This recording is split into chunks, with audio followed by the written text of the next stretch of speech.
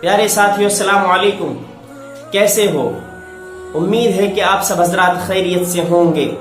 اللہ تعالیٰ آپ کو ایسے ہی ہنستا مسکراتا اور خوش رکھے۔ چلیے آج کے قصے کی طرف بڑھتے ہیں۔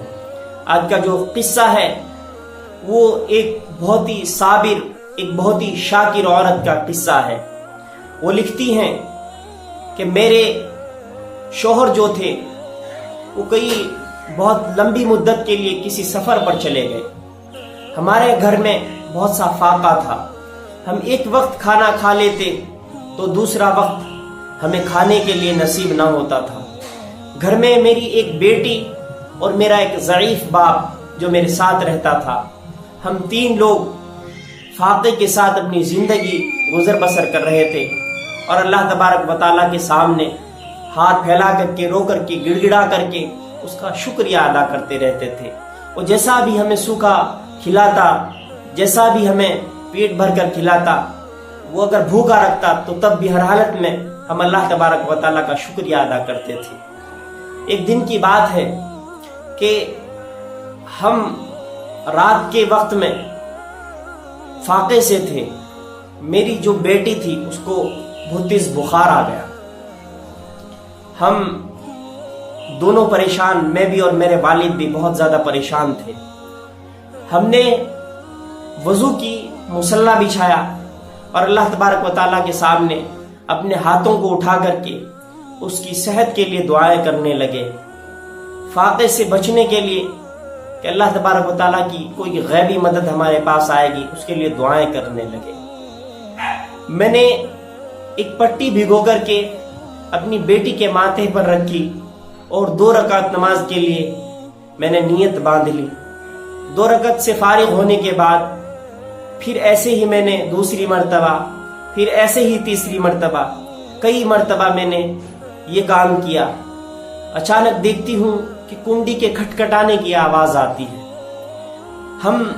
میں اور میرا باپ ہم چونک پڑے کہ آخر اتنی رات گئے، کون آیا ہوگا؟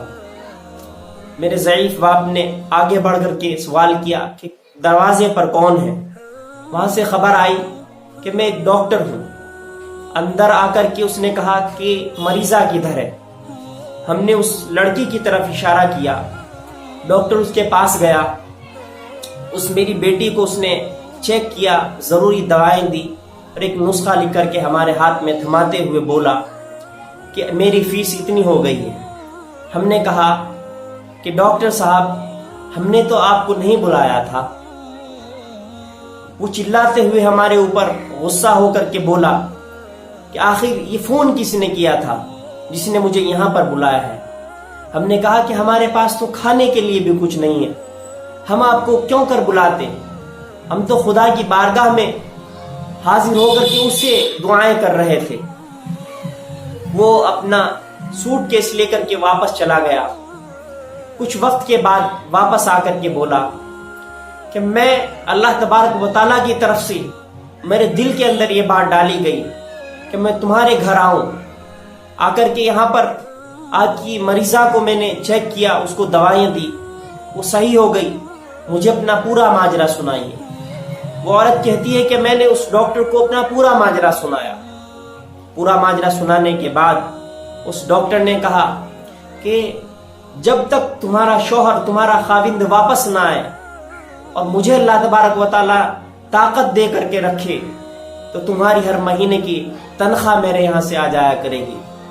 وہ عورت کہتی ہے کہ واقعتاً اللہ تبارک و تعالیٰ سے اگر مانگا جائے خلوص دل کے ساتھ، خلوص نیت کے ساتھ، تو اس کی طرف سے غیبی مدد ضرور آتی ہے۔ ساتھیوں، اگر ہماری حاجات ہیں، اگر ہمیں بیماریاں ہیں، اگر ہماری کچھ ضروریات ہیں، ہم تنگ دستی کی حالت میں اپنی زندگی گزار رہے ہیں، تو اپنے کام کے ساتھ ساتھ ہم اللہ رب العزت کی بارگاہ میں حاضر ہو کر کے اسے دعائیں مانگیں، اسے سوال کریں، وہی پورا کرنے والا ہے۔ ہم محتاج ہیں، وہ کسی کا محتاج نہیں ہے۔ اللہ تبارک و تعالی ہم سب کو اس واقعے سے سبق لینے والا بنائے۔